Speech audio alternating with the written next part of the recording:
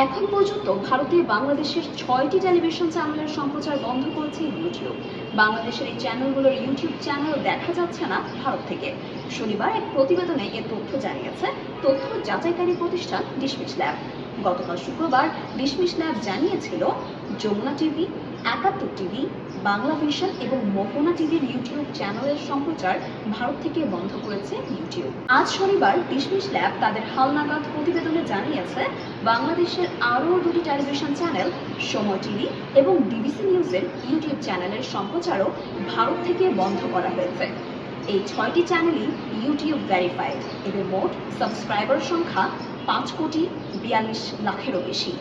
এতে বলা হয়, ভারতে এসব চ্যানেলের অনলাইন ঠিকানায় প্রবেশ করলে এই বার্তা পাওয়া যাচ্ছে এটি বর্তমানে এই দেশে প্রদর্শনের জন্য অনুমোদিত নয়, কারণ এটি জাতীয় নিরাপত্তা বা জনশৃঙ্খলার ভিত্তিতে সরকারি নিষেধাজ্ঞার আওতাভুক্ত।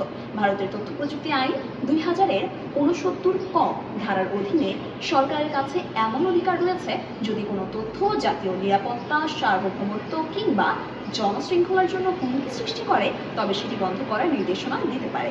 এদিকে ডাক, টেলিযোগাযোগ ও তথ্য প্রযুক্তি মন্ত্রণালয়ের দায়িত্বপ্রাপ্ত প্রধান উপদেষ্টার বিশেষ সহকারী ফয়েজ আহমেদ তৈয়ব বলেছেন, এই বিষয়ে বাংলাদেশ সরকার ইউটিউবের কাছে ব্যাখ্যা চাইবে।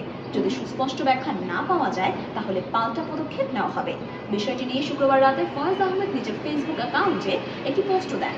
সেখানে তিনি লিখেছেন, বাংলাদেশের অন্তত 4টি টিভি স্টেশন জিও ব্লক করেছে ইউটিউব ভারত।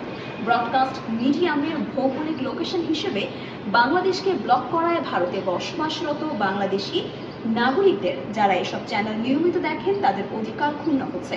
এমন কাজ কনজিউমার রাইটসের আন্তর্জাতিক নীতি বিরোধী বলেই প্রতীয়মান। আমরা ইউটিউবের কাছে এর ব্যাখ্যা চাইব। সুস্পষ্ট ব্যাখ্যা না পেলে আমরা পাল্টা পদক্ষেপ নিতে বাধ্য হব।